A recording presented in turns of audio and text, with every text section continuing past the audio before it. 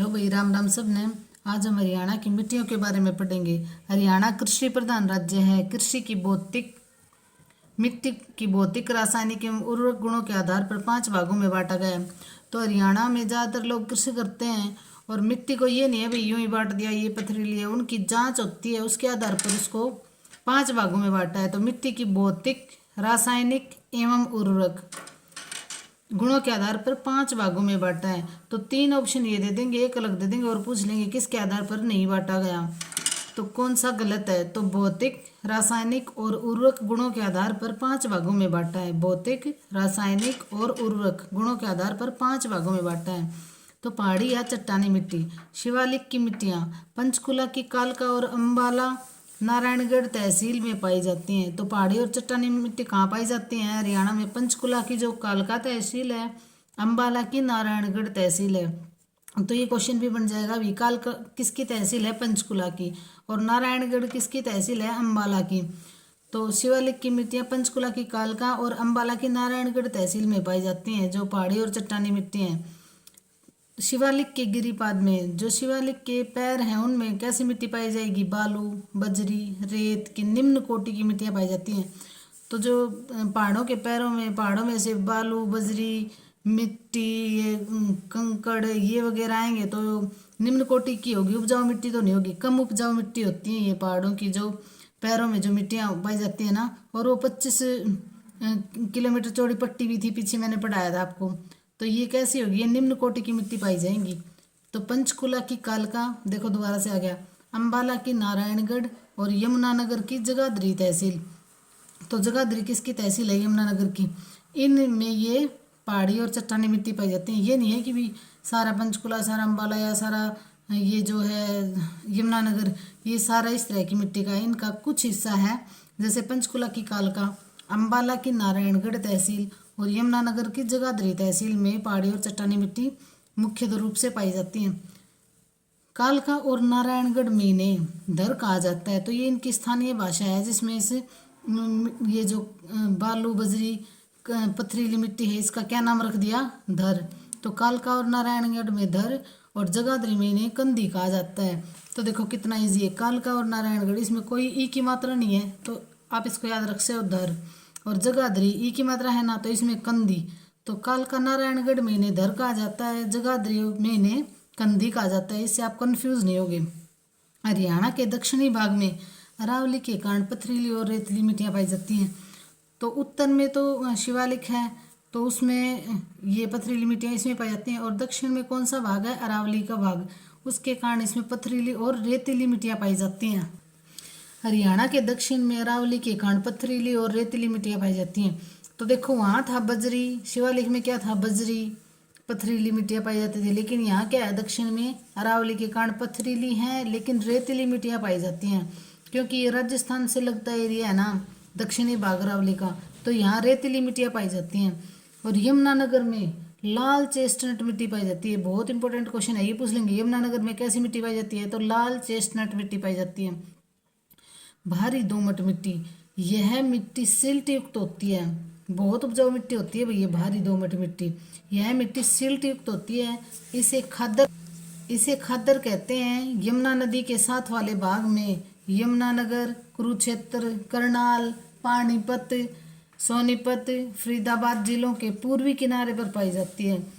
तो ये कहाँ पाई जाती है? यह मिट्टी सिल्ट युक्त होती है, इसे खादर कहते हैं और इसे बांगर भी कहते हैं। यमुना नदी के साथ वाले भागों में यमुनानगर, कुरुक्षेत्र, करनाल, पानीपत, सोनीपत, फरीदाबाद जिलों के पूर्वी किनारों पर क्यों कहते हैं? क्योंकि पूर्वी किनारों पर ही हमारी यमुना नदी बहती है। नवीन खादर, इसे खादर भी कहते हैं। हर साल मिट्टी पर बाढ़ का पानी पहुंचता है। तो हर साल मिट्टी पर बाढ़ का पानी पहुंचता है, वो होती है खादर। खादर मतलब नवीन जलोढ़ मिट्टी। और जो पुरानी जलोढ़ मिट्टी होती है उसे बांगर बोलते हैं। तो भारी दोमट मिट्टी सिल्ट युक्त होती है, खादर और बांगर कहते हैं। और ये कौन से इलाकों में पाई जाती है? यमुनानगर, कुरुक्षेत्र, करनाल, पानीपत, सोनीपत, फरीदाबाद जिलों के पूर्वी किनारे पर। यमुना नदी जहाँ जहाँ बहती है ना, वहाँ ये भारी दोमट मिट्टी पाई जाती है। ऊंचे भागों में पाई जाने वाली मिट्टी को भांगर कहते हैं। तो इसी भाग में जो थोड़ा ऊंचा मैदान होता है ना, उसको भांगर कहते हैं। देखो बांगर पुरानी जलोढ़ मिट्टी होती है, खादर नई जलोढ़ मिट्टी होती है। ये मिट्टी बहुत उपजाऊ होती है। जो हरियाणा का बीच का इलाका है ना, उसमें खादर और बांगर ये बहुत ही उपजाऊ जो मिट्टी होती है वो पाई जाती है। रेगिस्तानी मिट्टी, रेगिस्तानी मिट्टी को रोसली बालूका दोमट भी कहते हैं। ये क्वेश्चन पूछा गया था भाई, रेगिस्तानी मिट्टी को कैसे क्या कहते हैं? रोसली बालूका दोमट। इसमें बालू के कण ज़्यादा होते हैं, इसलिए इसको रोसली बालूका दोमट बोलते हैं। बालूका प्रधान दोमट मिट्टी है। इसमें चूने के अंश अधिक पाए जाते हैं। मिट्टी सिरसा जिले के दक्षिणी भाग में फतेहाबाद, हिसार, भिवानी, महेंद्रगढ़ में मिलती है। बालू दोमट को यहाँ रोसली कहा जाता है। तो देखो कितनी बार आया ये। बालू को प्रधान मिट्टी है, रेगिस्तानी मिट्टी होती है जो इसमें चूने के, तो ये क्वेश्चन पूछ लेंगे चूने के अंश कौन सी मिट्टी में पाए जाते हैं? तो रेगिस्तानी मिट्टी में। मिट्टी कहाँ कहाँ पाई जाती है? सिरसा जिले के दक्षिणी भाग में, फतेहाबाद, हिसार, भिवानी, महेंद्रगढ़। बालू का दोमट को यहाँ रोसली कहते हैं। बलुई दोमट मिट्टी, मिट्टी का विस्तार कहाँ का है? हरियाणा के पश्चिमी भाग में, घग्गर नदी के उत्तर में सिरसा का कुछ भाग, जींद, कैथल, हिसार, रोहतक, भिवानी, झज्जर, रेवाड़ी, गुरुग्राम, सोनीपत के कुछ क्षेत्रों में। तो ये जो बलुई दोमट मिट्टी है ये घग्गर नदी के उत्तर में, घग्गर नदी के साथ वाला जो उत्तर में सिरसा है उस इलाके में, और जींद, कैथल ये भी घग्गर का मैदान है, हिसार, रोहतक, भिवानी, झज्जर, रेवाड़ी, गुरुग्राम, सोनीपत के कुछ क्षेत्रों में। गेहूं, चावल, गन्ना व कपास जैसी फसलों के लिए बलुई दोमट मिट्टी इंपॉर्टेंट होती है। तो क्वेश्चन ये पूछ लेंगे बलुई दोमट मिट्टी में कौन सी फसल अच्छी तरह से होती है, सबसे अच्छी होती है? तो गेहूं, चावल, गन्ना व कपास के लिए कौन सी मिट्टी उपयुक्त रहेगी? तो बलुई दोमट मिट्टी। ये क्वेश्चन बनता है भाई, ये पूछ लेंगे गेहूं, चावल, गन्ना, कपास के लिए कौन सी मिट्टी उपयुक्त रहेगी? तो बलुई दोमट मिट्टी। भूरी शुष्क मिट्टी, गहरी और उपजाऊ मिट्टी हरियाणा के मध्यवर्ती भाग में पाई जाती है। पर्याप्त वर्षा होने पर अच्छी फसल होती है। कुछ हिस्सा अंबाला, कैथल, कुरुक्षेत्र, करनाल, पानीपत, सोनीपत। तो भूरी शुष्क मिट्टी है ना सबसे अधिक उपजाऊ होती है, गहरी और उपजाऊ मिट्टी होती है। तो ये पूछे सबसे ज़्यादा उपजाऊ मिट्टी कौन सी होती है? तो भूरी शुष्क मिट्टी। जो हरियाणा का मध्यवर्ती भाग है ना उसमें जो ज़्यादातर मिट्टी पाई जाती है ना वो मिट्टी सबसे अधिक उपजाऊ होती है। तो ये पूछ लेंगे सबसे अधिक उपजाऊ मिट्टी, तो भूरी शुष्क मिट्टी अधिक उपजाऊ होती है, हरियाणा के मध्यवर्ती भाग में पाई जाती है। और पर्याप्त वर्षा होने पर अच्छी फसल होती है। बारिश अच्छी हो जाए तो इसमें फसल बहुत अच्छी होती है। इसमें कुछ हिस्सा अंबाला का, कैथल, कुरुक्षेत्र, करनाल, पानीपत और सोनीपत। हरियाणा का सिरमौर किसे कहा जाता है? नारायणगढ़ को। तो हरियाणा का सिरमौर किसे कहा जाता है? नारायणगढ़ तहसील को। तो नारायणगढ़ तहसील को क्या कहा जाता है? हरियाणा का सिरमौर। किसकी तहसील है ये बताना भाई किसकी तहसील है, कमेंट करके। हरियाणा का सिरमौर, नारायणगढ़। धर, अच्छा धर किसे कहा जाता था? गिरिपाद में पाई जाने वाली मिट्टी। कालका व नारायणगढ़ में इन्हें धर कहा जाता है। तो ये पहले बताया था, इनका ये स्थानीय भाषा में इन्हें धर कहा जाता है।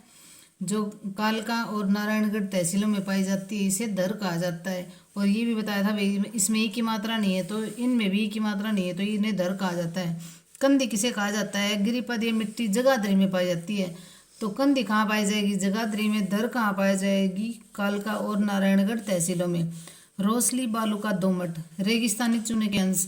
तो रोसली पहले बताया था, र से रेगिस्तान, र से रोसली, बालूका दोमट मिट्टी, इसमें चूने के अंश होते हैं। पहाड़ी मिट्टी, धर व कंदी। धर कहाँ पाई जाएगी? कालका नारायणगढ़ में। कंदी कहाँ पाई जाएगी? जगाधरी में। भारी दोमट, खादर और बांगर पुरानी जलोढ़ मिट्टी है जो हरियाणा का मध्यवर्ती भाग है उसमें भारी दोमट मिट्टी पाई जाती है।